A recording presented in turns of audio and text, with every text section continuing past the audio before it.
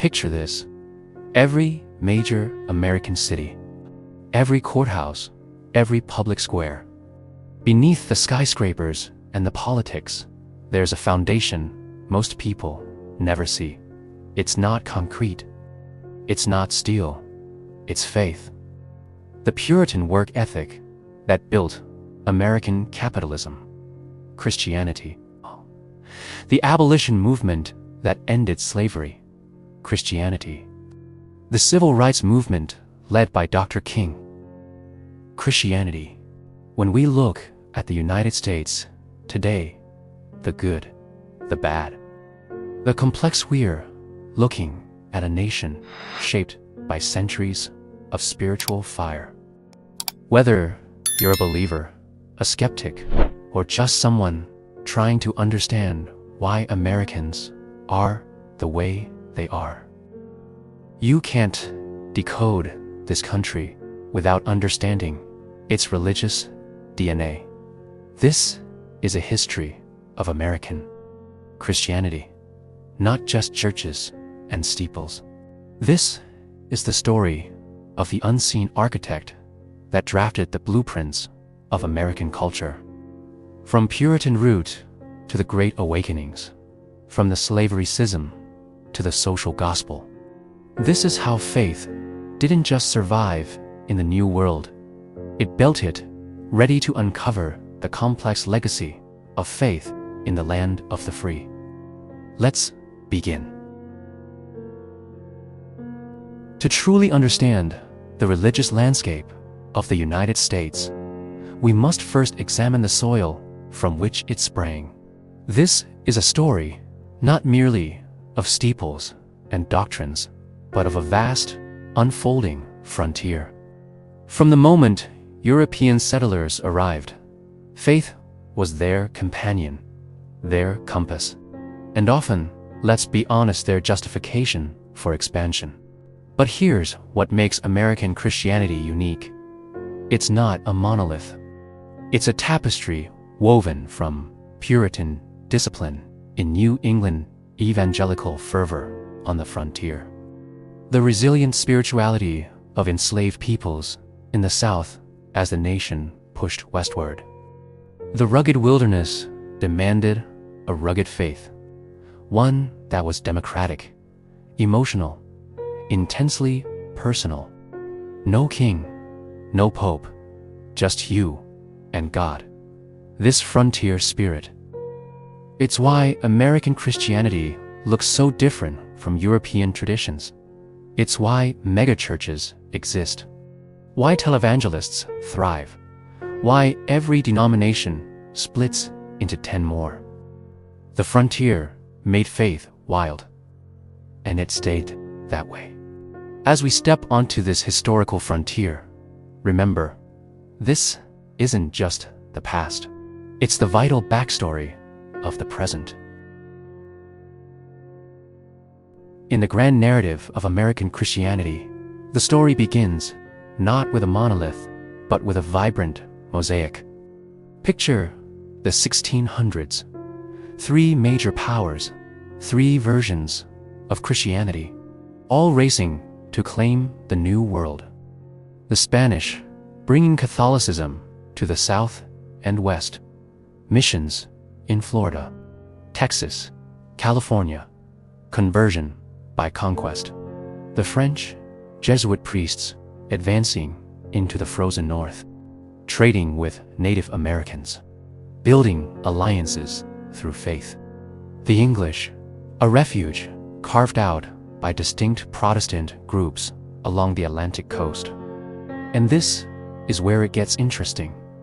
The English colonies weren't unified. Each was a seed planted with a specific, often holy, purpose.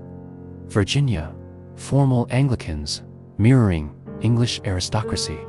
Massachusetts, intense Puritans building a city on a hill, Pennsylvania. Quakers creating a holy experiment in tolerance. Maryland, Catholics seeking refuge from Protestant England for many. This wasn't just colonization. It was an errand into the wilderness to establish a righteous society that Europe had failed to build. This era established something unprecedented, a landscape where multiple Christian traditions had to coexist, not by choice, by geography. The deep foundations of American religious pluralism were laid here not through tolerance, but through necessity. Let's move beyond the simple Thanksgiving story. If you learned about the Pilgrims in elementary school, you got maybe 10% of the picture. Here's the rest. The North Puritans in Massachusetts enforcing strict theological uniformity. You questioned the pastor, you got banished. Just ask Roger Williams or Anne Hutchinson. The South, the Anglican Church established as the official religion.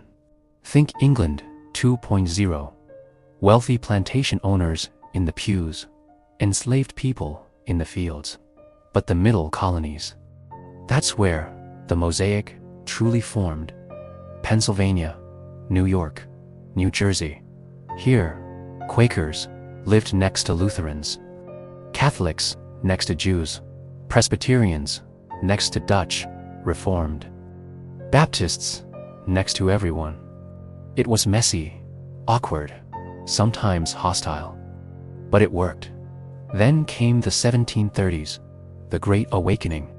A fiery revival swept across these distinct regions, creating a shared American spiritual identity for the first time.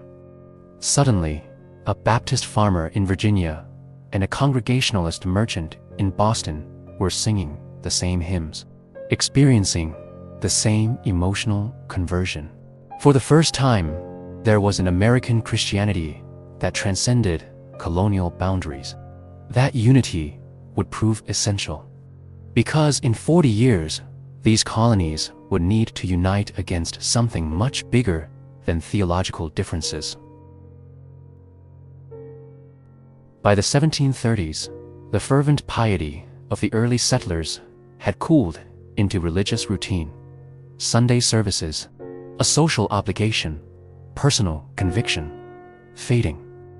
But a spiritual fire was about to sweep the colonies. Jonathan Edwards started it in Northampton, Massachusetts. A brilliant theologian who preached with such passion that people literally fainted in their pews. His most famous sermon, "Sinners in the Hands of an Angry God." Picture it, a hot summer day, packed church.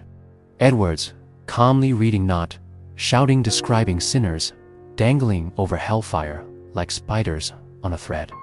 People screamed, grabbed the pews, begged for salvation. But it was George Whitefield who nationalized the movement. A British evangelist with a voice that could reach 30,000 people without a microphone.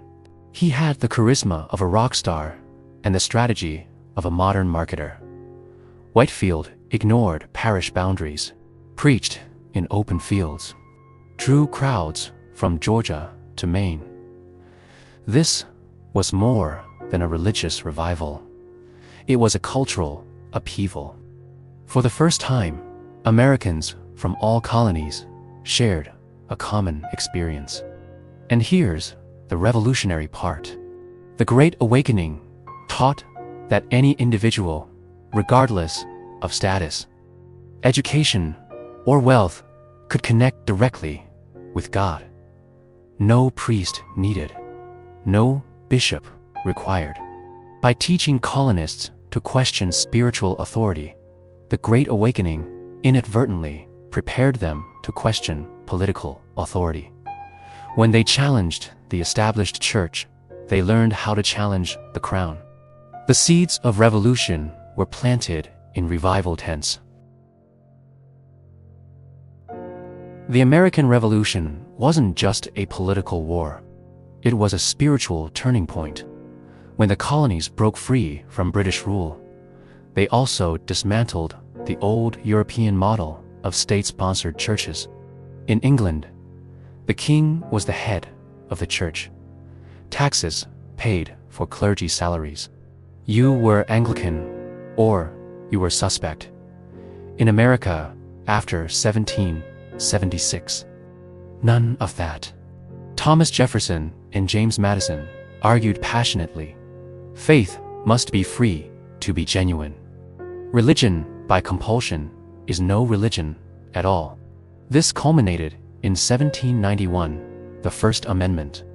Congress shall make no law respecting an establishment of religion. Suddenly, churches could no longer rely on government taxes. They had to rely on the people. This birthed the distinct American tradition of voluntarism. Religious vitality depended entirely on persuasion and the commitment of believers. Anglicans reorganize as Episcopalians, same theology. American branding. Methodists began their explosive growth through circuit riders and camp meetings. Baptists thrived because their decentralized structure fit the democratic spirit perfectly. This is why America has 300+ denominations today. Why churches advertise on billboards. Why pastors compete for congregants like businesses compete for customers. It was a risky experiment. Many predicted religion would collapse without state support. Instead, it unleashed an explosion of religious diversity and energy that continues to this day. America became the most religious developed nation on earth because church and state were separated, not despite it. If you're finding this history eye-opening, hit that subscribe button. We're uncovering the roots of modern America, and there's so much more ahead. As the American frontier pushed relentlessly westward, past the Appalachians, across the Mississippi, toward the Pacifica, spiritual migration marched in lockstep. This wasn't just a movement of people, it was a movement of faith. Picture the vast, untamed West. No churches, no infrastructure. Families scattered across hundreds of miles of prairie. How do you maintain religious structure in a wilderness? The answer: innovation. Enter the Methodist circuit riders, preachers on horseback who braved storms, hostile terrain, and isolation to bring the gospel to homesteads. They'd ride circuits spanning hundreds of miles, visiting each settlement once a month. No salary, no guarantee of food or shelter. Just a horse, a Bible, and unshakable conviction. Meanwhile, Baptist farmer preachers flourished by planting roots wherever communities sprang up. No seminary degree required. If you could read the Bible and felt called, you could preach, okay? This democratized theology itself.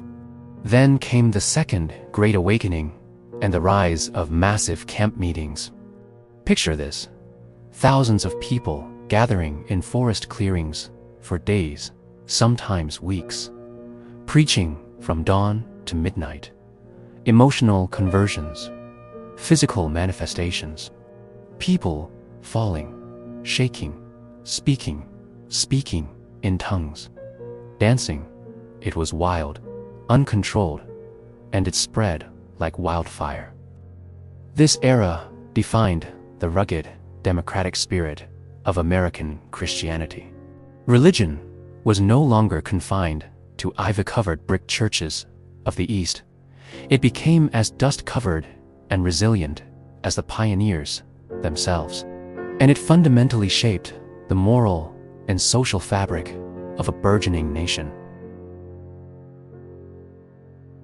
As we step into the bustling energy of the 19th century, American faith undergoes a seismic shift. The Second Great Awakening wasn't just tent meetings on the frontier. It was a cultural revolution that democratized religion and sparked social reform. Charles Finney, a lawyer turned revivalist, challenged old Calvinist doctrines that said God predestined who would be saved. Finney argued passionately, "You have free will. You can choose salvation." Today, this shift had massive implications. If individuals can choose to be holy, then society itself can be perfected. And that's exactly what happened. This spiritual energy refused to stay confined within church walls. It spilled into the streets, fueling an era of benevolent reform. Temperance societies, fighting alcohol abuse that destroyed families. Women's rights conventions, led by Christian women like Sojourner Truth prison reform, treating inmates as redeemable souls, not disposable criminals. Education movements, establishing schools and colleges nationwide, and most critically, the abolition of slavery. Christian activists arguing that enslaving humans violated God's law of faith became the primary engine for social progress. The drive for personal redemption became inextricably linked with the quest for social justice. This connection would set the moral stage for the nation's bloodiest conflict, the Civil War. By the mid-19th century, the moral crisis of slavery had permeated every aspect of American life, and it was about to tear through the very heart of the church. Initially, many denominations tried to maintain neutrality to preserve organizational unity. We're a church, not a political party. Let's focus on souls, not systems. But the rising abolitionist movement in the North and the hardening defense of slavery in the South made neutrality impossible. The 1840s, the nation's largest Protestant denominations, Methodists and Baptists, split into distinct Northern and Southern bodies, not over theology, over slavery. Southern clergy used scripture to justify bondage. Slaves, obey your earthly masters, Ephesians 6:2-5. Abraham owned slaves. So did the patriarchs.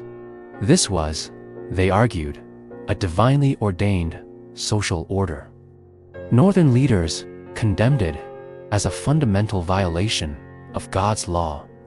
There is neither slave nor free in Christ Jesus, Galatians 3:28. How can you enslave someone made in God's image? This was sin, plain and simple. These ecclesiastical divisions were a grim foreshadowing of the Civil War. They proved the cultural divide was too deep for even shared faith to bridge. When the churches separated, the last spiritual cords binding the union snapped. Think about that. When Christians couldn't agree on what the Bible said about human dignity, the nation went to war. This era redefined the American religious landscape, creating regional identities and theological rifts that persisted for over a century. Some of those divisions, they still echo today.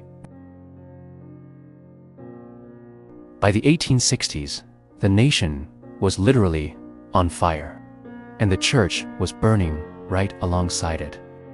The Civil War wasn't just fought on battlefields, it was fought in pulpits. Northern preachers declared it a holy war to end the sin of slavery. They invoked Moses leading the Israelites from bondage. Southern ministers framed it as a defense of Christian civilization against Northern aggression. They prayed for Confederate victory as God's will. Both sides sang hymns. Both sides prayed. Both sides believed God was on their side. Julia Ward Howe wrote Battle Hymn of the Republic for the Union. Mine eyes have seen the glory of the coming of the Lord. The South sang Dixie with equal religious fervor. When the guns finally stopped in 1865, over 600,000 Americans were dead.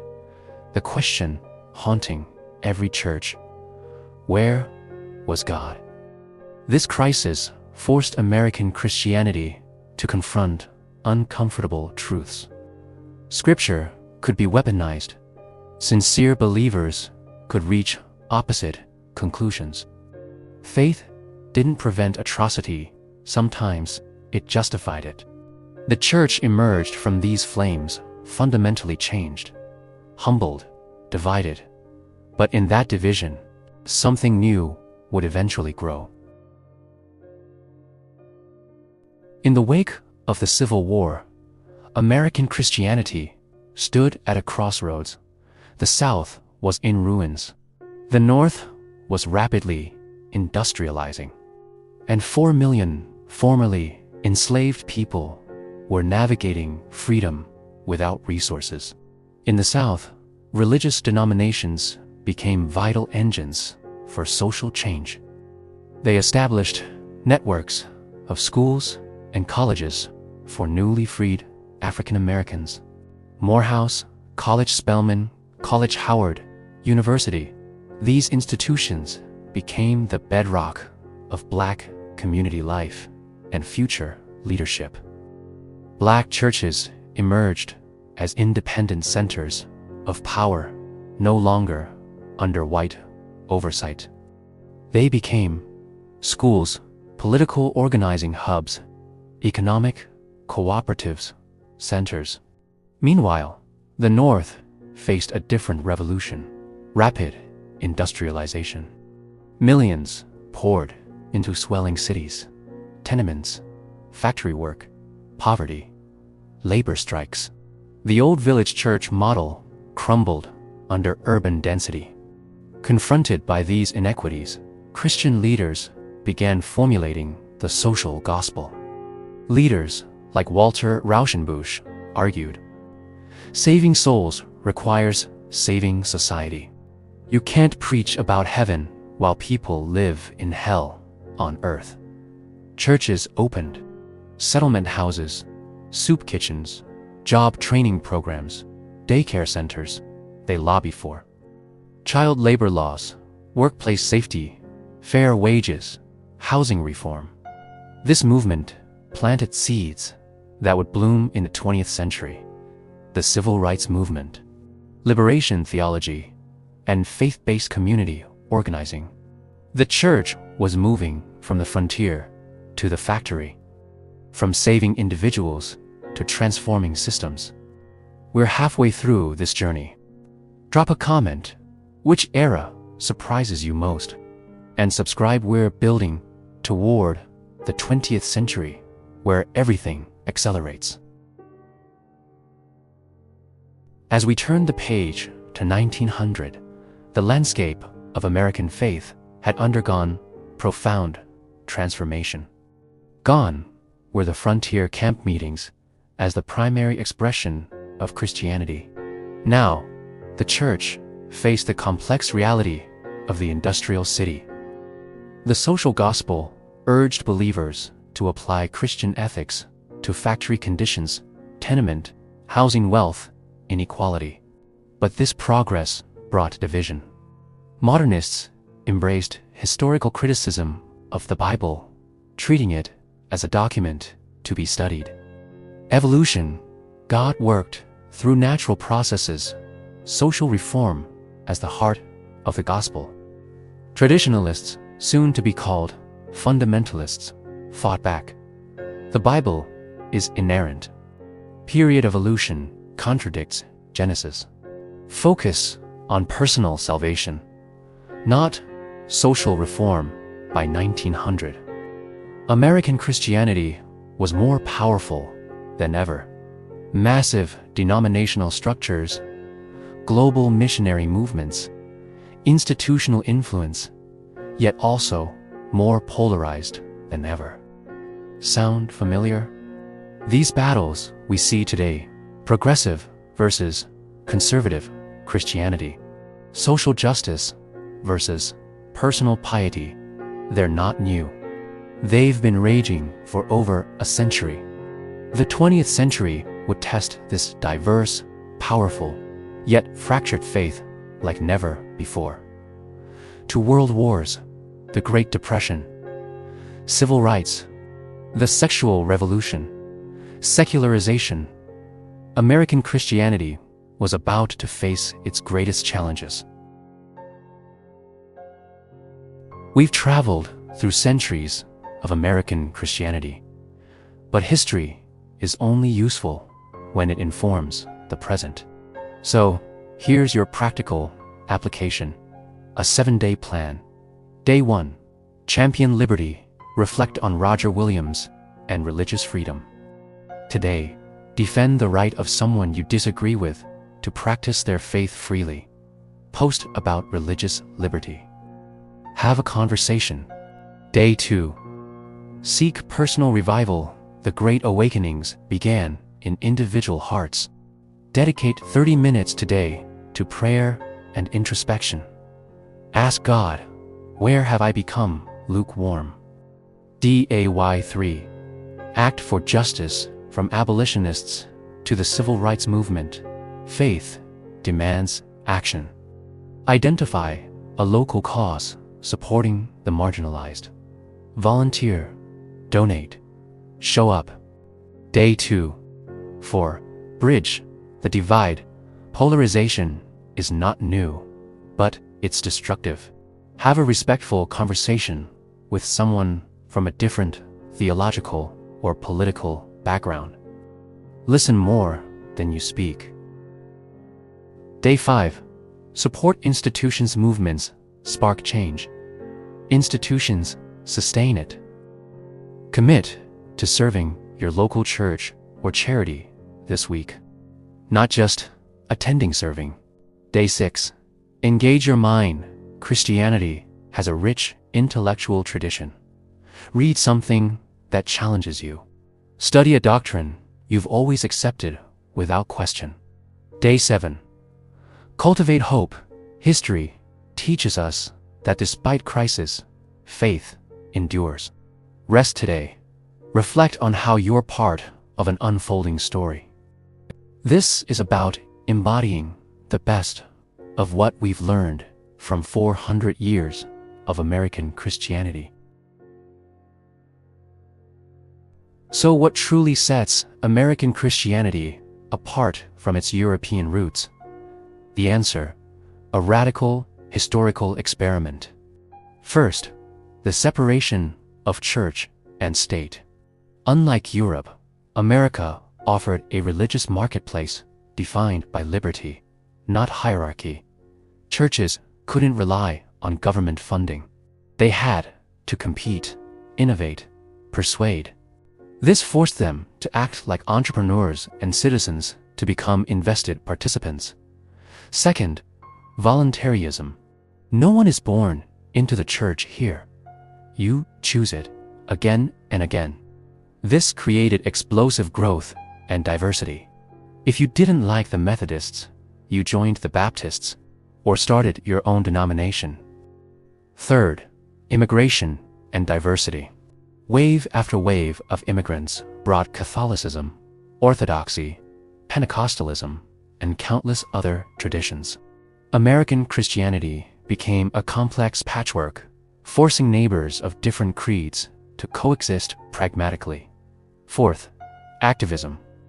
From abolition to temperance to civil rights to pro-life movements, American Christians have always believed faith requires action.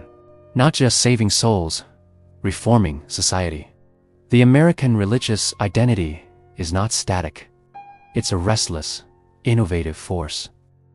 It holds a deep conviction that faith isn't about rituals alone.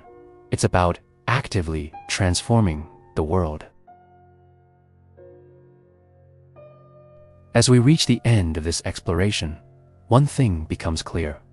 This is not merely a record of dates and denominations. It's a living narrative of resilience and transformation. From the determination of Puritan settlers to the explosive revivals of the frontier. From the schism over slavery to the social gospel transforming cities. From black churches leading civil rights to megachurches defining the suburbs. The American religious landscape has remained in constant flux. We've witnessed how faith fueled movements for social justice, shaped political discourse, provided solace during the nation's darkest hours. Yet this story is far from over. Today, the Church faces new questions. How does faith survive in an increasingly secular society? How do we navigate digital culture? How do we address racial injustice, environmental crisis, economic inequality? The role of Christianity continues to evolve. This conclusion serves not as a final word, but as an invitation. Continue this journey. Question, research, observe how these historical roots influence today's culture. Thank you for joining us on this passage through time. The history is written, but the future, that's yours to shape. Drop a comment. What surprised you most about this history? And if you found this valuable, share it with someone who needs to understand where America's values really came from. Subscribe for more deep dives into history, faith, and culture. This story isn't over.